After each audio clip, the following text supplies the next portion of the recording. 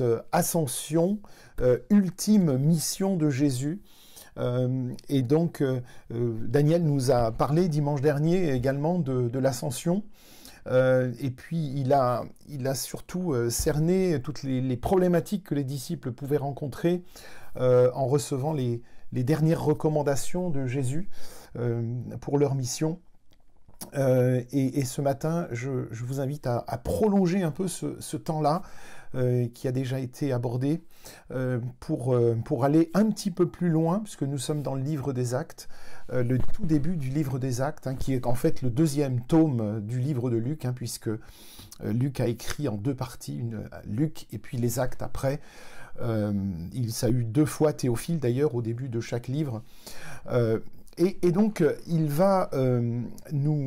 va nous conduire dans cette puissante réflexion sur ce qui nous attend, ce qui attendait les disciples après la résurrection de Jésus, et donc toute cette préparation qu'ils vont recevoir jusqu'à ce qu'ils reçoivent le Saint-Esprit, où là, Jésus va leur demander de patienter. Nous allons le voir un petit peu plus tard. Donc, avant d'envoyer le Saint-Esprit qui va habiter dans tous les croyants, dans chaque croyant, Jésus va accomplir ce que j'avais envie d'appeler ce matin cette ultime mission avant son retour en gloire.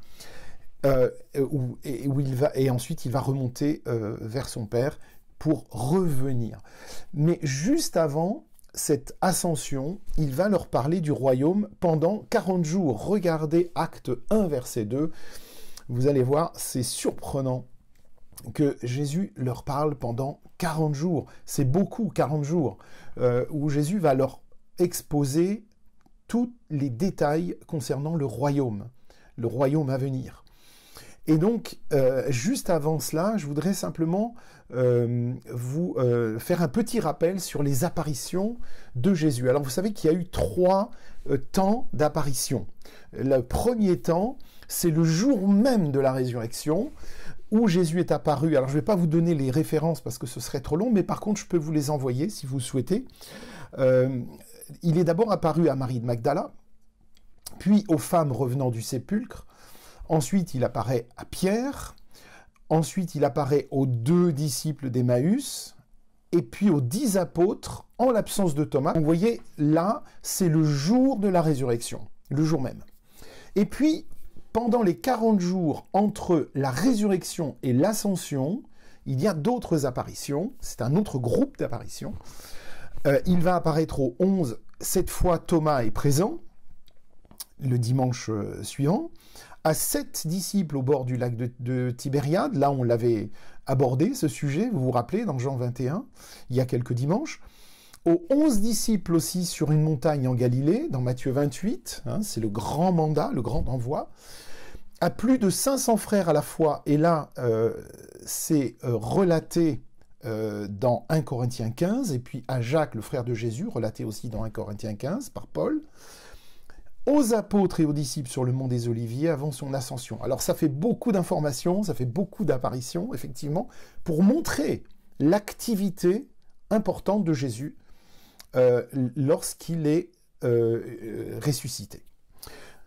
Et puis, Jésus est aussi apparu, et ça c'est peut-être, on y pense un peu moins, mais après son ascension, après avoir été enlevé au ciel, pour être auprès de son Père, à la droite de Dieu, il est apparu à Étienne, avant qu'il soit lapidé, puisque vous regardez dans Acte 7, verset 57, Étienne va le voir, on va en reparler un petit peu après.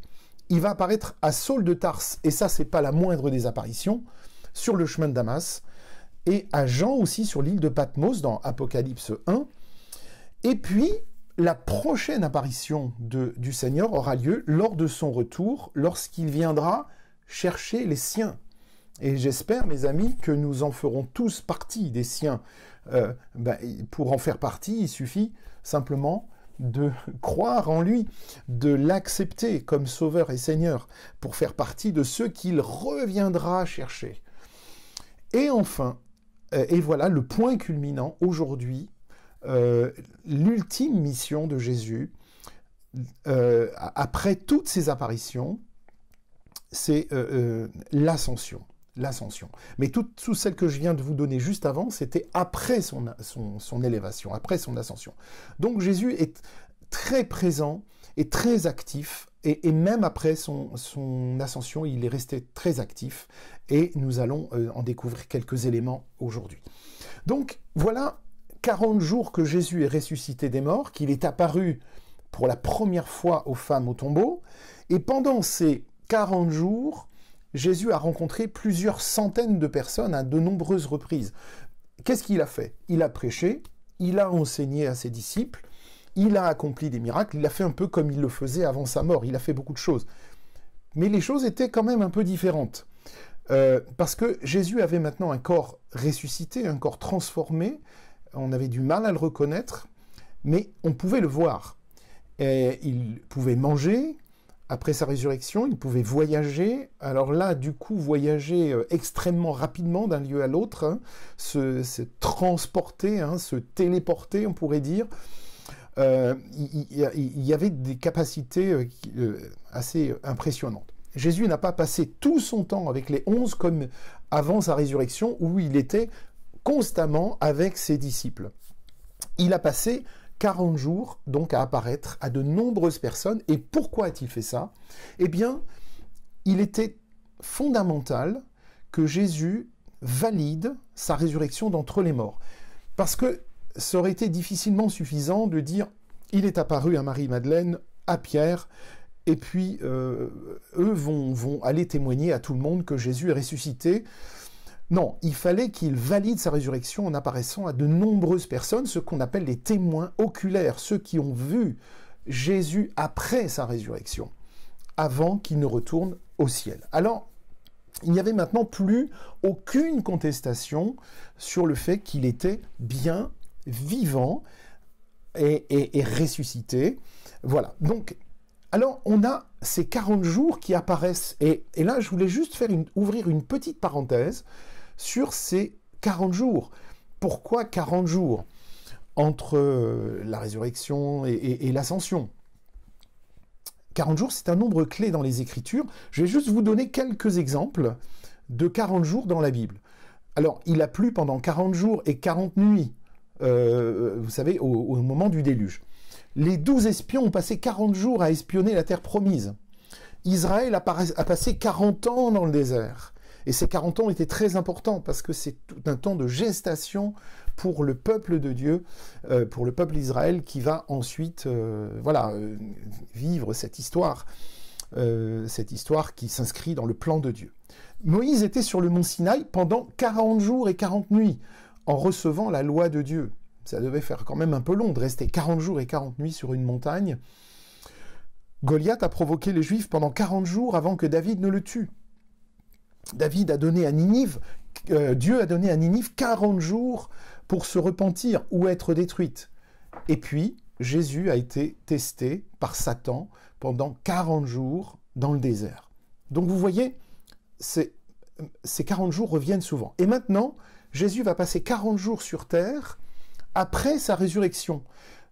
Il n'est pas ressuscité ensuite instantanément monté au ciel et on ne le voyait plus et il ne se passait plus rien et on aurait attendu à ce moment-là qu'il revienne. Vous imaginez ce temps d'angoisse. Jésus s'en va, il disparaît, il ressuscite et on ne le voit plus jamais. Non, Dieu n'a pas agi comme ça. Jésus est resté 40 jours et c'était 40 jours très intenses. 40 jours sur terre après sa résurrection pour enseigner ses disciples sur le royaume de Dieu. Voilà, ça c'était l'objectif. Donc Jésus avait passé 3 ans et demi quand même avec les disciples, à enseigner les disciples, qui n'ont pas compris en fait vraiment le plan de Dieu, que le plan de Dieu en fait incluait la croix et un royaume qui n'était pas de ce monde. Les disciples avaient du mal à comprendre, et jusqu'à la fin ils ont eu du mal à comprendre que le plan de Dieu incluait la crucifixion de Jésus, donc la mort de leur Sauveur et de leur Seigneur, et un royaume qui n'est pas de ce monde. Et maintenant, ils commencent à comprendre parce que tout prend du sens. Après la résurrection de Jésus, ils commencent à comprendre. Luc, d'ailleurs, nous en parle dans Luc 24, c'est le texte que Daniel a abordé dimanche dernier, et puis il leur ouvrit l'esprit pour comprendre les Écritures. Mais nous sommes dans Acte 1. Et Luc nous raconte l'histoire de l'ascension. Acte 1, Luc avait raconté l'histoire du ministère terrestre de Jésus, et maintenant il relate le ministère, un autre ministère on peut appeler post-résurrection de Jésus, ce qui vient après, et qui est quand même un peu différent. L'ascension de Jésus, on pourrait dire que c'est une extension de la résurrection. C'est le prolongement de la résurrection. Donc c'est merveilleux, je trouve assez extraordinaire que Dieu ait choisi que cette résurrection se prolonge quelque part, que les disciples continuent à bénéficier de la présence de Jésus après cette résurrection. C'est quand même assez extraordinaire. Donc au lieu que la résurrection soit instantanée, elle va durer, on pourrait dire, 40 jours, jusqu'à ce que Jésus remonte vers son Père. Mais son ministère n'est pas fini. Jésus est sur le point de commencer un nouveau ministère depuis un quartier général qui sera cette fois différent. C'est là que Étienne le voit quelques semaines plus tard. Au lieu d'être stationné sur la terre, comme il l'était pendant tout son ministère, Jésus, cette fois, se tient à la droite de Dieu, dans le ciel. Et qu'est-ce qui se passe dans Acte 7, 54, juste avant d'être lapidé, Étienne voit les cieux ouverts et le Fils de l'homme debout à la droite de Dieu. Donc, Jésus continue d'être visible encore après, aux yeux de quelques-uns, comme Étienne. Et dans Acte 1, verset 2, cela nous dit que ce que Jésus a fait pendant ces 40 jours, il a donné ses commandements aux apôtres. Il a donné des instructions, il a donné des ordres. Dans Matthieu 28, nous avons, vous savez, ce que l'on appelle la grande commission, le grand mandat d'évangélisation, et qui sont effectivement là les dernières instructions aussi, avant que Jésus ne remonte au ciel. Et les derniers mots qu'il va donner vont être très importants. Il va leur donner des instructions très précises dans Matthieu 28. D'ailleurs, que l'on trouve également dans le texte d'aujourd'hui, dans Acte 1, il leur donne des instructions au verset 8. Vous recevrez une puissance lorsque le Saint-Esprit viendra sur vous. Vous serez mes témoins dans toute la Judée, la Samarie. Donc, ce sont des instructions précises. Et ce sont les derniers mots qu'il va prononcer dans Matthieu 28. Et vous savez, je pense aux derniers mots. Les derniers mots que nous disons à quelqu'un avant de ne plus jamais le revoir sont très importants. Si vous avez eu l'occasion, si ça vous est arrivé d'assister vos parents dans leurs derniers instants, ça m'est arrivé. Et ce sont des moments qui sont terribles, ce sont des moments qui sont tragiques, qui sont très douloureux. Et on doit trouver les mots pour parler. Et les mots ont de la peine à venir, parce que c'est qu'est-ce que l'on peut dire, quels sont les derniers mots qu'on peut dire à quelqu'un qu'on aime et qui s'en va. Et c'est vraiment très difficile.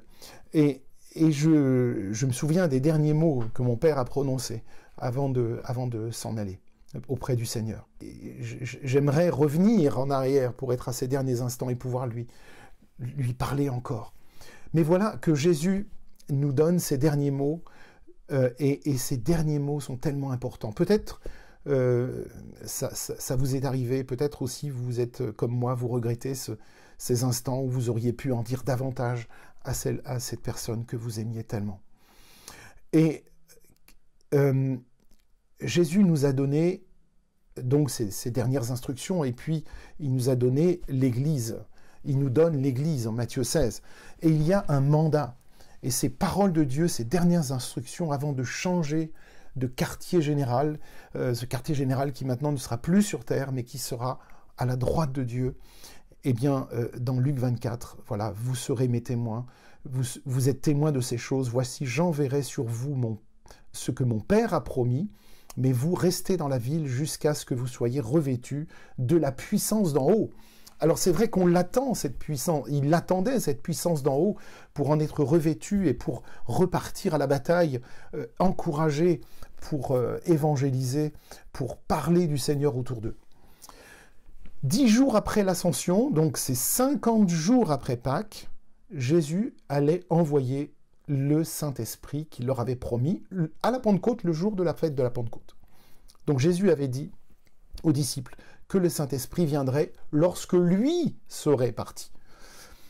Dans Jean 16, verset 7, « Néanmoins, je vous dis la vérité, il est avantageux pour vous que je m'en aille, parce que si je ne m'en vais pas, le Consolateur ne viendra pas vers vous, mais si je pars, je vous l'enverrai. » Alors, c'est vrai que les disciples ont oscillé en permanence entre la joie d'être avec Jésus, mais la douleur de sentir qu'il allait partir. Cette douleur de comprendre qu'il allait souffrir, qu'il allait mourir à la croix.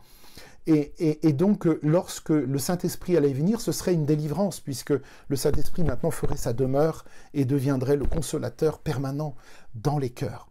Alors, ce que j'appellerais l'ultime mission, qui est un peu cette mission que Jésus laisse maintenant la place à l'Esprit Saint, qui vient demeurer dans les cœurs. Dans Acte 1, verset 6, Jésus va les conduire en dehors de Jérusalem, à Béthanie, un village plus tranquille quand même que Jérusalem. C'est l'endroit où il allait monter au ciel. Et les disciples étaient encore un peu confus au sujet du royaume de Dieu. J'attire votre attention sur un petit détail qui est intéressant.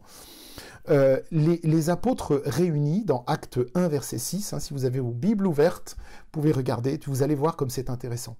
Les apôtres réunis lui demandèrent « Seigneur, est-ce en ce temps que tu rétabliras le royaume d'Israël ?» Jésus leur a parlé du royaume de Dieu. Et là, ils se demandent ce qui va se passer avec le royaume physique, avec la terre sur laquelle ils sont, avec le peuple au milieu duquel ils vivent. Mais Jésus veut leur dire que ce n'est pas de ce royaume-là qu'il parle. Il parle du royaume de Dieu, celui que Dieu va établir pour l'éternité. Malgré les 40 jours que Jésus a passé à expliquer aux disciples, eh bien, se montrant à eux pendant 40 jours, leur parlant des choses qui concernent le royaume de Dieu, eh bien, malgré ça, les disciples ne comprennent pas que ce royaume dont parle Jésus n'est pas le royaume d'Israël physique, voilà, dans lequel ils sont en ce moment. Les disciples ont grandi en fait bercés par les enseignements de l'Ancien Testament sur les promesses que Dieu allait restaurer Israël dans un royaume terrestre. Alors ça se passera bien sûr, ça sera plus tard, on le verra dans l'Apocalypse, la restauration d'Israël. Mais en fait Dieu va le faire de façon terrestre aussi. Il l'a fait, regardez, avec David, l'établissement du royaume 1000 ans avant Jésus, avec l'établissement de ce royaume qui a commencé avec Saül, David. Mais les disciples ne comprenaient pas bien que Dieu puisse avoir un plan autre, un plan différent de celui du royaume établi en premier avec David. Ils pensaient que ça allait se prolonger avec Jésus et puis que ça allait continuer éternellement. Et non, Jésus leur dit, voilà, avant de régner pour l'éternité, je veux vous parler de ce royaume de Dieu. Et pourtant, Jésus était bienvenu pour établir ce royaume, parce que ce royaume serait différent de celui de David. Ce royaume, c'est celui qui serait dans le cœur, dans les cœurs de chair. Vous souvenez de la prophétie de Joël, le prophète Joël en a parlé, qu'il régnera sur les cœurs, il transformera les cœurs de pierre en cœurs de chair.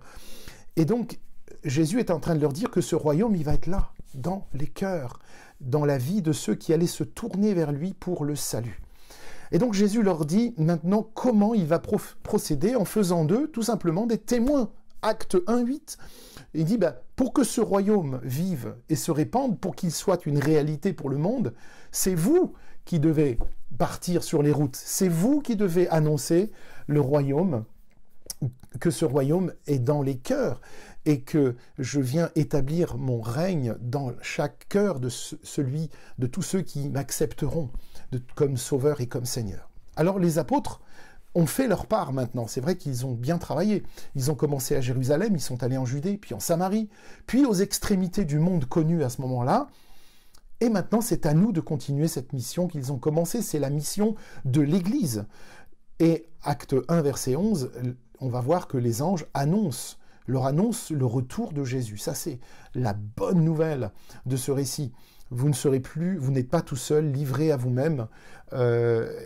Jésus reviendra pour rassembler les élus de la terre et les ramener au ciel pour être toujours avec lui. Et là, acte 1, verset 12, les disciples retournent à Jérusalem pour attendre ces fameux 10 jours, jusqu'à ce que Jésus envoie le Saint-Esprit. Mais vous savez, moi j'imagine que ces 10 jours devaient être tellement longs entre le moment où Jésus monte vers son Père et le moment où le Saint-Esprit vient. C'est 10 jours d'angoisse où il se demande peut-être, mais est-ce que Jésus a vraiment dit vrai? Oui, on le croit, parce que on veut bien le croire, on veut le croire. Mais 10 jours d'attente où il ne se passe rien du tout. Et les 11 disciples étaient tous là à attendre. Regardez Acte 1, verset 13. Ils étaient là à attendre tous ensemble, recroquevillés, blottis les uns contre les autres. J'imagine, j'essaye d'imaginer quelque chose comme ça. Une nouvelle période d'incertitude s'ouvre, mais c'est l'épreuve de la confiance. Et là, Jésus va-t-il vraiment envoyer son Saint-Esprit dans 10 jours? On regarde nos montres. Non, il n'y avait pas de montre à l'époque, mais on regarde le soleil. Matin, le soir, le soleil se couche, le soleil se lève le matin, et on attend ces 10 jours. Mais vous savez, les disciples étaient habitués à attendre. En relisant ce récit, en me replongeant dans ce récit, j'ai pensé à ma propre capacité à être patient et attendre. J'avoue que c'est pas toujours idéal, c'est pas toujours bien. Mais Thomas a dû attendre une semaine avant que Jésus n'apparaisse à nouveau aux disciples, avant de pouvoir le voir. Ils ont attendu au bord de la mer de Galilée Jésus, ils sont allés pêcher pour occuper leur temps, ils attendaient Jésus, Jésus avait promis qu'il leur précéderait en Galilée. Ils ont attendu que Jésus les rencontre à Jérusalem juste avant son ascension. Donc maintenant, ils doivent attendre 10 jours pour que Jésus envoie le Saint-Esprit le jour de la Pentecôte. Alors, j'arrive juste à la fin. Qu'est-ce qu'ils ont fait pendant cette attente de 10 jours? Qu'est-ce qu'ils ont fait? Eh bien, c'est très simple. Acte 1,14 nous dit « Ils ont attendu dans l'unité et dans la prière ». Et ce que je voulais vraiment partager avec vous ce matin, c'est que, eh bien, mes amis, nous sommes peut-être aussi dans un temps où nous attendons quelque chose. Nous sommes peut-être dans ce temps de l'Église où nous attendons peut-être un miracle du Seigneur dans nos vies. Nous attendons quelque chose de particulier, que quelque chose de particulier se passe pour notre Église, pour l'Église de France, pour l'Église dans le monde, pour les chrétiens du monde entier. Et nous comptons sur les Seigneurs. Et ce dont nous pouvons être certains, c'est que tout ce que nous avons lu aujourd'hui nous montre que lorsque nous attendons, le Seigneur répond. Le Seigneur répond toujours. Et il a ses plans. Et vous voyez comme les disciples étaient loin d'imaginer que les plans de Dieu incluraient la souffrance, les douleurs de Jésus, les souffrances de Jésus, sa résurrection et son départ. Il disparaît, il s'en va. On n'a plus notre Sauveur avec nous. Mais si, il envoie le Saint-Esprit qui va nous consoler. Alors, on est troublé. On est troublé souvent comme chrétien parce que Dieu fait, mais en même temps, on est émerveillé aussi par ce qu'il fait, parce que il fait souvent ce à quoi nous nous attendons absolument pas. Alors, l'ascension signifie, cette ultime mission, signifie que le Saint-Esprit viendrait nous donner la même puissance que celle qu'il a donnée aux disciples. Alors, c'est vertigineux parce que je me dis, mais où est ma puissance? Je n'ai pas beaucoup de puissance. Mais vous savez, cette puissance, c'est cette capacité d'annoncer l'Évangile et de voir derrière des vies transformées. Ça, c'est une puissance incroyable. Parce que, alors, c'est pas nous, mais c'est le travail de l'Esprit Saint dans les cœurs. Et donc, pour ce faire, eh bien, Dieu nous appelle à l'annoncer, à le suivre. Voilà l'ultime mission du Seigneur qui nous envoie aussi en mission, qui nous envoie sur le champ missionnaire et qui nous donne le Saint-Esprit. Puisse-t-il nous consoler si nous avons besoin d'être consolés, qu'il puisse nous rassurer tout à fait et nous garder patients dans l'attente. Ça me paraît très important d'être patient comme les disciples ont été patients dans ces 10 jours d'attente craintive entre l'ascension et l'envoi du Saint-Esprit. Et ces 40 jours pendant lesquels Jésus a enseigné et enseigné et enseigné ses disciples sur le royaume des cieux. Voilà, que Dieu vous bénisse. Amen.